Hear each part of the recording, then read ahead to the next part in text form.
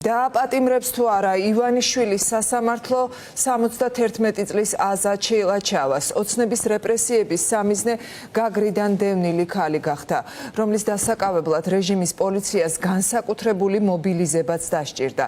დაკავების პარალელურად მას კუთვნილი 2 ლარი და 55 თეთრი დაულუქეს. აზად შეილაჩავა უწყვეტი პროტესტის მუდმივი მონაწილეა. რამდენიმე დღის წინ პენსიონერ ქალს პირბადის ტარების გამო სიტყვიერი გაფრთხილება მისცეს, ახლა კი ივანიშვილის რეპრესიული კანონების საფუძველზე მას უკვე პატიმრობა ემუქრება.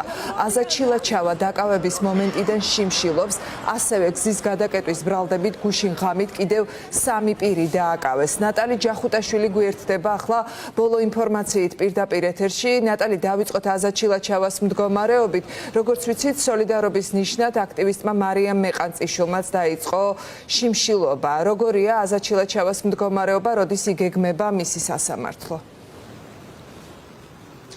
აზად შეილაჩავა პროტესტის უკიდურეს ფორმას მიმართავს. 71 წლის დაკავებულმა ქალბატონმა გამოაცხადა მშრალი შიმშილობა, რაც იმას ნიშნავს, რომ ის წყალსაც კი არ იღებს. ამის შესახებ ადვოკატმა ისაუბრა სულ ცოტა ხნის წინ. აზად შეილაჩავა ამ დრომდე არის მოთავსებული წინასწარი დაკავების იზოლატორში და ჯერჯერობით არ ვიცით, როდის ჩაინიშნება სასამართლო პროცესი მის საქმეზე. წესით უახლოეს საათებში უნდა იმსჯელონ უკვე აზად შეილაჩავას საქმეზე. მან შიმშილობა გამოაცხადა მას შემდეგ, რაც პოლიციელებმა ის დააკავეს რუსთაველის გამზირზე დგომის გამო და ეს არის უკვე მეორე შემთხვევა, როდესაც პროტესტის გამო დააკავეს 71 წლის გაგრელი ქალბატონი. პირველ ჯერზე სასამართლო მის შემთხვევაში სიტყვიერი გაფრთხილებით შემოიფარგლა და შესაბამისად, როგორც უფლებადამცველმა განაცხადა, ახლაც ადმინისტრაციული წესით არის დაპატიმრებული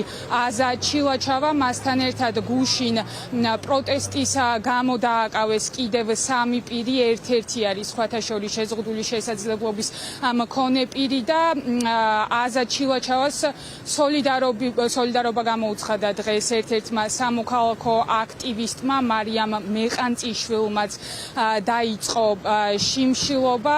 მოკლედ ასეთია ვითარება ამ დროისთვის და დაკავებების ახალ სერიას გამოეხმაურა ყოფილი სახალხო დამცველი ნინო ლომჯარია, რომელიც აცხადებს, რომ სასამართლომ რა თქმა უნდა გაითვალისწინოს ეს გარემოებები, რომ ამ ადამიანების ჯანმრთელობის მდგომარეობა არის პრობლემური, უნდა გაითვალისწინოს მოსამართლემ წესით მათი ასაკი და ისიც, რომ ერთ-ერთი დაჭერილი არის შიშმ პირი. ამის პარალელურად კი დუმს მოქმედი სახალხო დამცველი ამ დრომდე ამ დაჭერებს არ გამოხმაურებია.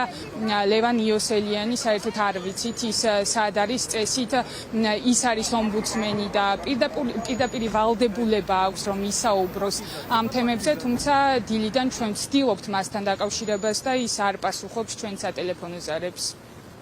ქალბატონმა აზამ სახელმწიფოს პასუხად იმ გაუგონარ ჩაგვრაზე, რაც ხდება ამ შემთხვევაში მისი მისამართით სახელმწიფოს მხრიდან, პასუხი არის ის, რომ ის იწყებს მშრალ შიმშილობას. ლაპარაკია დევნილ ქალზე, დევნილ 71 წლის ქალზე, რომელიც გარკვეული საფრთხეებზე მითითებით რჩება წინასწარი დაკავების იზოლატორში. ჩვენ ადვოკატები დიდხანს ვესაუბრეთ ქალბატონ აზას, რომ მისი ჯანმრთელობის მდგომარეობიდან გამომდინარე იქნებ შეეწყვიტა ამაზე ფიქრი და ეს გადაწყვეტილება მინიმუმ წყალი მაინც მიეღო, მინიმუმ სასამართლო პროცესამდე და ვნახოთ როგორ დასრულდება სასამართლო პროცესი. თუმცა ქალბატონი აზა არის ამ ნაწილში ძალიან შეუვალი და ძალიან ხშირად გვიმეორებდა სიტყვებს, რომ მას თავისი პროტესტი აქვს, მას თავისი სათქმელი აქვს, მას თავისი წუხილი აქვს. ძალიან მიჭირს სამართლებრივი შეფასების გაკეთება ამ ფაქტებზე, იმიტომ რომ მე ვფიქრობ, რომ ეს საერთოდ გასული არის სამართლებრივი რეგულირებიდან გასული არის ის, რომ ხანდაზმულ და შშმ ადამიანებს მიათრევენ და აკავებენ რაღაცა პირბადის ტარების ან მშვიდობიანი გამოხატვის ფორმების გამო. ეს საერთოდ ადამიანობიდანაც არის გასული და მე ვფიქრობ, რაღაცა სხვა ტიპის შეფასება უნდა გაკეთდეს ამაზე, საერთოდ რა საზოგადოება ვართ ჩვენ, რა საზოგადოებას წარმოადგენენ ის კონკრეტული პოლიციელები და საერთოდ რა გვაქვს საერთო იმ საზოგადოებასთან, სადაც შეიძლება ხანდაზმული ადამიანს ფეხსაცმელები გახადონ შშმ პირს და მთელი ღამე ფეხსაცმლის გარეშე ციხეში ამყოფონ. წარმოუდგენელი, არ ვიცი, მე სამართლებრივ შეფასებას ნამდვილად ვეღარ გავაკეთებ ამას და საზოგადოებამ გადაწყვიტოს, რა ვიცი, ჩვენ ვართ ამ საზოგადოების ნაწილი და ვაგრძელებთ ესე ცხოვრებას, სადაც არც ხანდაზმულს ემენ პატივს, არც ქალს, არც ბავშვს, არც შშმ პირს, საერთოდ არც დევნილს, არც გმირს, არავის და ესე ვაგრძელებთ ცხოვრებას თუ არ ვიცი, გვაქვს პრეტენზია რაღაცა ცივილიზაციაზე და კულტურაზე. გეთრ ქალბატონი ეზაკუში გადაიყვანეს იზოლატორში კიდევ ერთი ძალიან დიდი უკანონო დაკავების შემდგომ ჩემთვის ეს იყო ძალიან რთული გამომდინარე იქიდან რომ ერთხელ უკადემელი ადამიანი კიდევ მოწყვეტეს იმ კერას რომელიც საკუთარი ფიზიკური შრომით ზევსქონდა ნაშონი და ახლა უკვე იზოლატორის სიკვდილებში გადაიყვანეს და იქიდან უკვე ქალბატონმა აზამ დაიწყო შიმშილობა და მე არ მქონდა უფლება უბრალოდ რომ ამ ყველაფერს არ შევერთებულიყავი.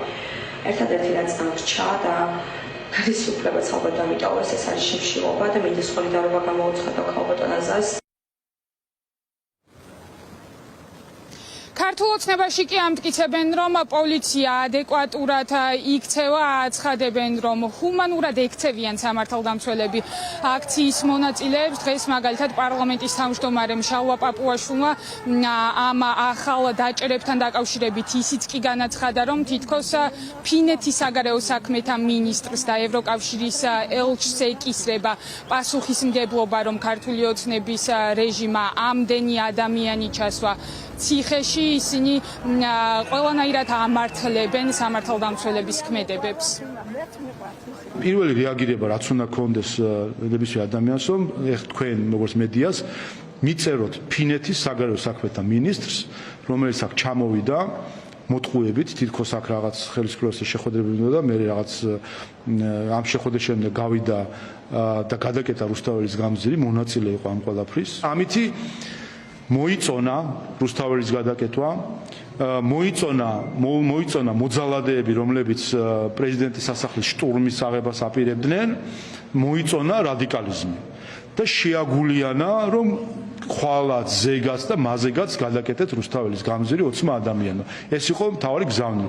აი ზუსტად მისი დამსახურება არის, რომ 71 წლის ადამიანი ამით შეგულიანებულმა სავარაუდოდ მონაწილეობა მიიღო გზის გადაკეთვაში, რაზეც შესაბამისი სამართლებრივი პასუხისმგებლობა არის. ასე რომ პასუხისმგებელი მორალური პასუხისმგებლობა ამაზე და პოლიტიკური პასუხისმგებლობა არის ფინეთის საგარეო საქმეთა მინისტრზე, ევროკავშირის ელჩზე, რომელსაც ხმა არ ამოუღია 4 ოქტომბრის შტურმზე, ერთი სიტყვით არ დაუგმია 4 ოქტომბრის შტურმი ევროკავშირის ელჩს და იწონებენ სოლიდარობას უცხადებენ რადიკალებს. გუშინ გზის გადაკეტვის საბაბით დააკავეს 5 მოქალაქე, აქედან ერთი მალევე გაათავისუფლეს. ამ დროისთვის წინასწარ დაკავების იზოლატორებში რჩება 4 ადამიანი და მათი სასამართლო პროცესი წესი და რიგით დღეს უნდა ჩაინიშნოს.